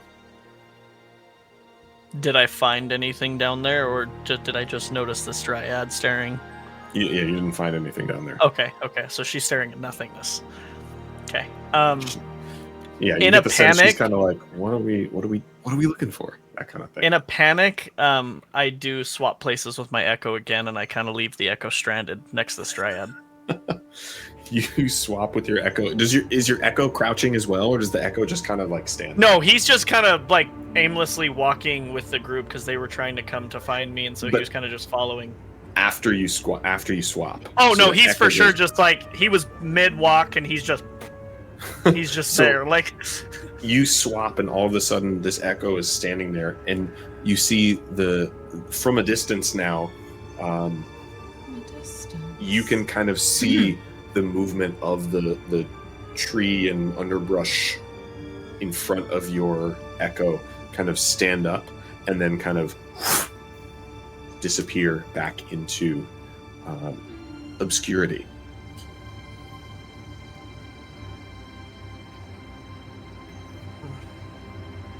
Did anyone else see it? Because I'm right next to them, or is it just a me thing? Give me one more round of perception checks from everybody. Come on, dice, don't fail me now. Perception. 17 from Grandel. That. It's not my night. Oh wait, no, I'm no, it is my night. I'm green. Haha. 20. I got a 7. So a 17, a 20, and a 7. Yeah, so Grandel and Arianwen, you both clock this now, that there is some forest creature out there near the echo. And Almond, you are still, you just like look in the wrong direction. I turned around to look at the people following me, and I just completely whiffed it. So. I also just thought of this. As we've been going, I know that it only lasts for an hour, but she wants to make sure that they don't go in circles. So Arianwen has been every now and so often using prestidigitation to make a small symbol appear on the trees, like on the tree bark. So just different flowers or nature-y things, because she wants it to be like, she doesn't want any magic to be mad at her for making symbols, but so something. And are you obvious doing that? Are you doing that right now as well? Maybe. No, she didn't know. He didn't explain that something was moving in the trees, right? He just said he saw something. He just said, "Did you see that?" So yeah, she would still do it because she wouldn't know if the see something was what that was. So you go to prestidigitation, this symbol on this tree, and as you kind of turn away, you see next to the tree, kind of looking at what you're doing as you create the symbol, again, kind of almost appearing as if it was there the whole time. You see this figure next to you and notice all of a sudden this dryad kind of looking at what you're doing to a tree in her forest. And as you look away and look at her, she kind of looks at you So she's going to say, "Oh no, it's impermanent. It's just magic," and she's going to use prestidigitation again because it's a cantrip for whatever reason. Thank you, gods of D&D. And she's going to use it to make an illusory image of the same symbol that fits in her hand. And then she's going to snuff it out and say that, you know, we're unaccustomed to your home. We just don't want to get lost. Grandel's kind of freaks out because he's realized he's been basically doing the same thing as you, but chopping little notches in trees, like every few trees. As Grandel goes to chop another notch in a tree, the dryad that's looking at you, and you kind of get the sense that she didn't quite understand what you said, but the symbol thing made sense. Right. And she kind of nods, and then her eyes kind of go wide as she looks at Grandel, and you watch her, like, out of nowhere, flip this essentially like tree branch quarterstaff and kind of put it behind her and look like she is ready to mess him up. What are the rest of you doing? Oh, go ahead. All right, I'm going first.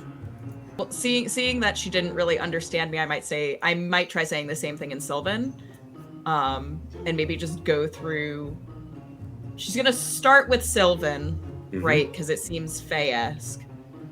Yeah, when you start to speak Sylvan, you get the sense things are clocking, and she speaks back to you in Sylvan. Why is he doing this to my forest? Don't like it. I've known him for less than 24 hours. I think he could be a little thoughtless, but also, and then she like turns back to Grendel and she's like, maybe not. Oh, cut? Maybe cut not. Indeed. What's up, bigger axe? No. Let's just. Yes, he's dangerous to have in our forest like this. I think I shall kill him unless you'd rather I take him somewhere else. Is Almond around? Almond's gonna like turn around and say like, why the heck aren't they following me anymore? And he'll fly back and if anybody else speaks Sylvan, you hear this. Otherwise you do hear the conversation. I do not speak Sylvan. Okay. I call for Almond, possibly in Sylvan, assuming that Almond can be translated into Sylvan. I think Almond will, flutter on back, but he'll be like, "What?" So Grendel's been cutting the trees, and it's not okay. They should see what they did to build that city back there. I think that I'm gonna try, but I'm going to, I guess, like in the sense of hostility here. Do I see that she's like, kind of inching forward, kind of like preparing to attack, or? Yeah, yes, you definitely sense that there's some aggressive body language here, and you watch as she kind of raises her non-quarterstaff hand as if she's about to cast something. Okay, I'm going to, like kind of raise my hand up too and say, "Whoa, whoa, whoa! We mean you no harm." What language are you speaking? I'm going to attempt to charm person. Are you speaking to her in common? I'm speaking to her in common, yes. It doesn't connect. Dang. So for druidic chase, would that do anything, or does it have to be? You can try. You can certainly try. Yeah, you've just been mercered, Dom. Okay, where is everybody's relation to me and the dryad? So the group is fairly, you guys are fairly close together, like in the kind of pack that you would walk in. Your echo is out near the other dryad. Right, so there are two now. Yes. So there's the one that's near your echo, and there's the one that emerged from the tree near Arianlin, who is now getting ready to attempt to end Grandel's life for disrespecting the forest. Look, he's How close still... am I to the dryad? The second one, not the one that the echo. 15, 20 feet? And everybody else is also within 15, 20 feet of me? Yeah. Also, okay. Go ahead, but I do want to get back to Almond was going to cast Charm Person, so... Oh, yeah. No, his will happen as well. his is probably going to go better than mine, so definitely do his first. With my rolls tonight, we'll see. Well, Okay. I have a backup, but the backup's you guys getting flashbanged again, so...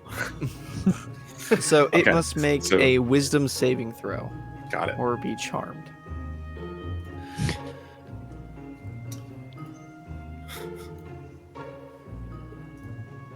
Druid. Oh, You did that secretly. yep. I didn't know if you meant to do that secretly or not. Yeah, all good. It's got to get a 15, by the way. It got a 17. Dang. So you go to charm her. You kind of speak the verbal component, and she kind of looks at you, and you watch her kind of wipe away the charm. What is this? Why are you? All right. I don't understand. In Sylvan, I'm Who going to are say you? we're all a little bit on edge. Right? So let's just... You have come to We're not my camping, and my it's already forest intense without here. paying proper respect. You've desecrated our trees. I understand, but that one certainly not.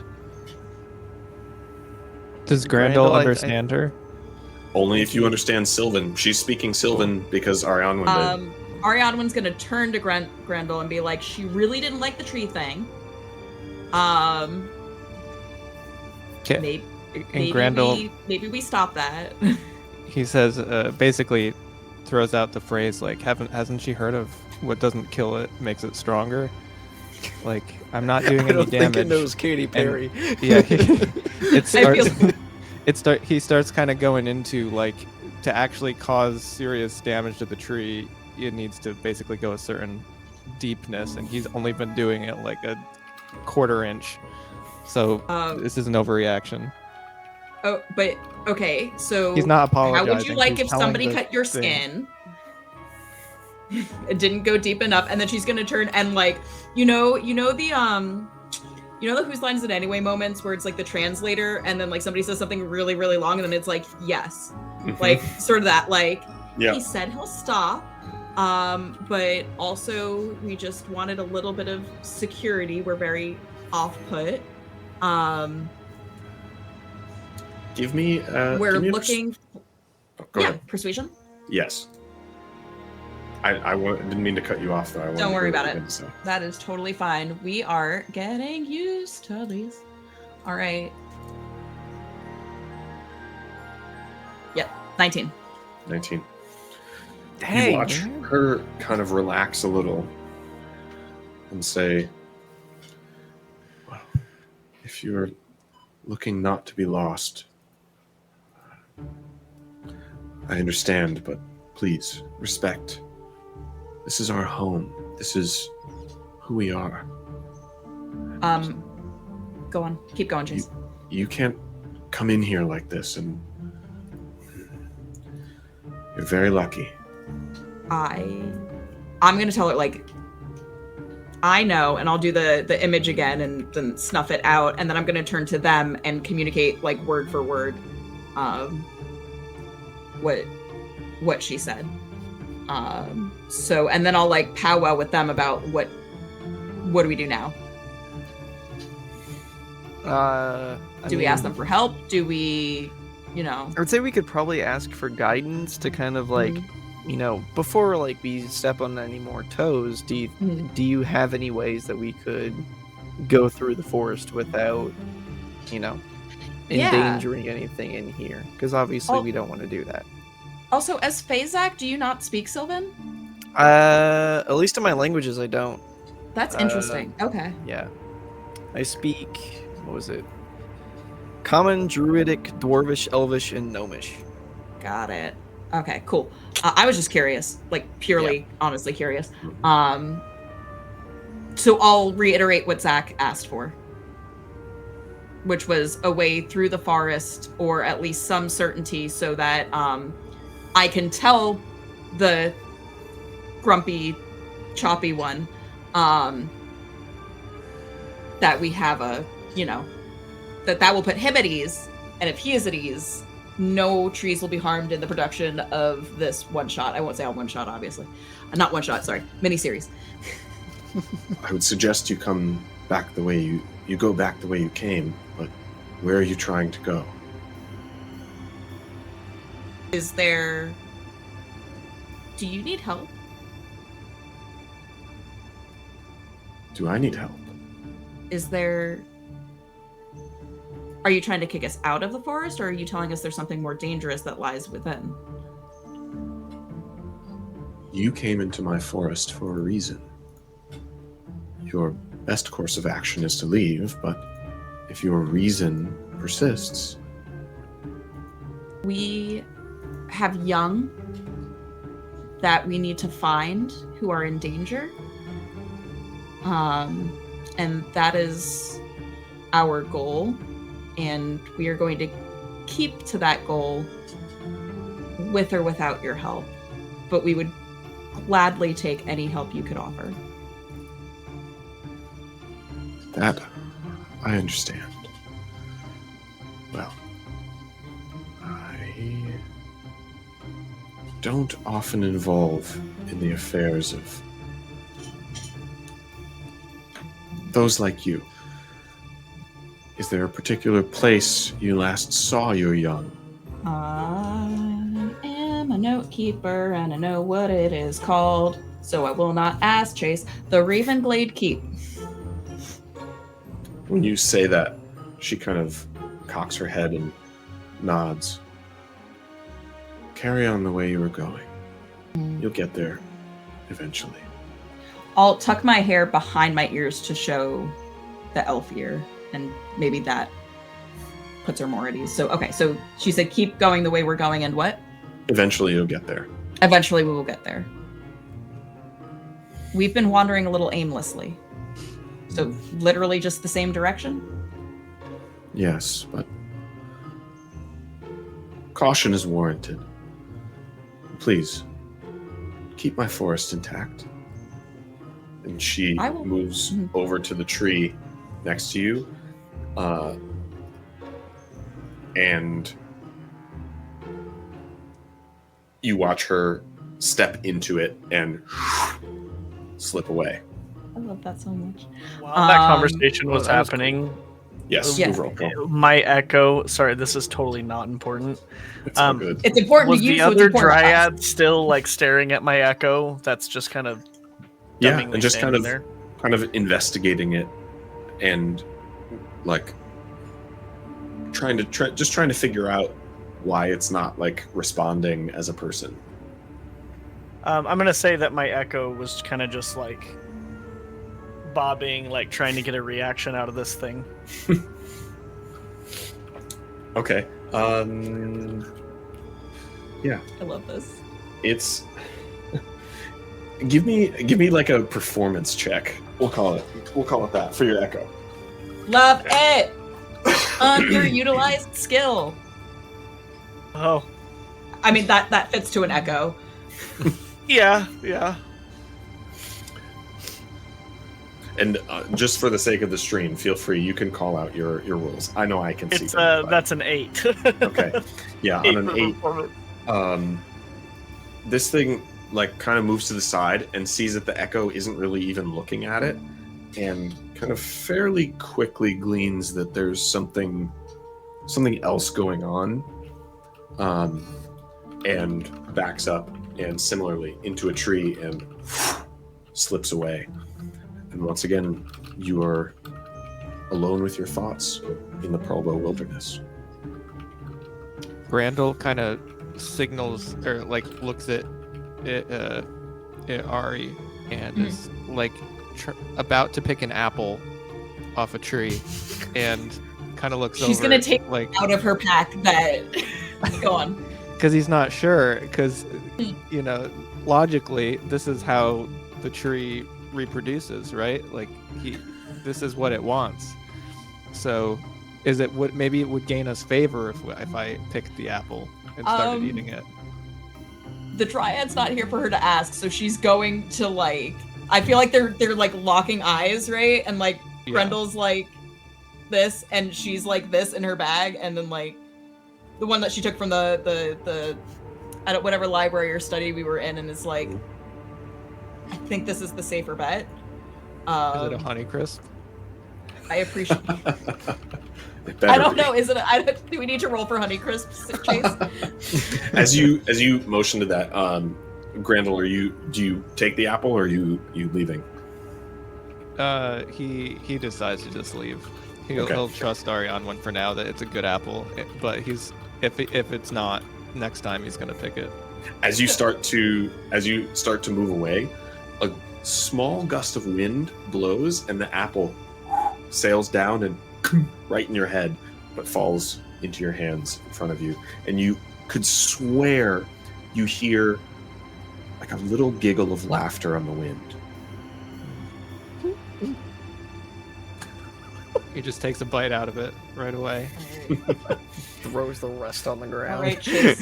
Giggle. And with that, Dryad giggle. Next sound effect, right?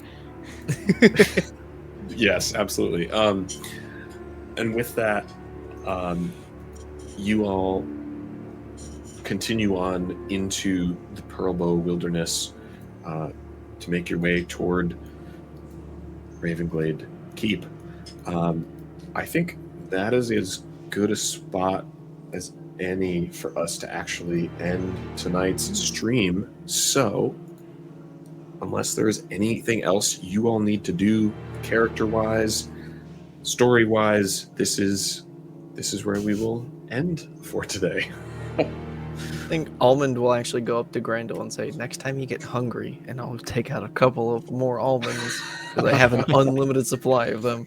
Yep. I will plant a couple of on his hand, say, there's more where that came from, but... and then I will flutter back away towards where Over was. I see this, and I go, when Almond comes back towards me, I just hold out my hand, kind of like slightly sweaty, and hand him the cashews that I had taken earlier that morning. Almond looks up, basically ready to cry. And then he'll hold out his hand of sweaty almonds and then kind of like trade for the cashews. Just, they kind of like get stuck to Uvrel's hand as he like kind of tries to drop them in Almond's Just like hand. a couple just like slop off. Oh man. Do you Just- salt these extra?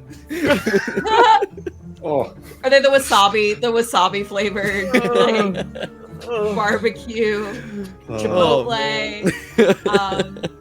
So just because it's an underutilized version of Dancing Lights, I'm gonna have the Dancing Lights be a humanoid form, a medium humanoid Nice. form, and sort of like assume the dryads might be walking with us through the trees and like entertain them and send it forwards and sort of use it much like the guiding light, and so that her and Uvril are working sort of in tandem to create the path forwards, especially when we reach forks in the road or forks in the path. all right. It is Alrighty. well met, and you do occasionally get the sense that you have some distant company observing as you continue through the forest. It's the squirrel. It's the squirrels. Okay, well, Russian squirrels. with that, I guess I just want to say thanks for joining us. Thanks for watching. Thank you to you guys for playing. As always, we appreciate doing this, and we will see you on the next episode. So, Next Sunday? bye-bye. Sounds good. We will do next Sunday unless something happens. The plan is next Sunday. Next Sunday, All Sounds right. good. 8 p.m. Eastern. See you next time.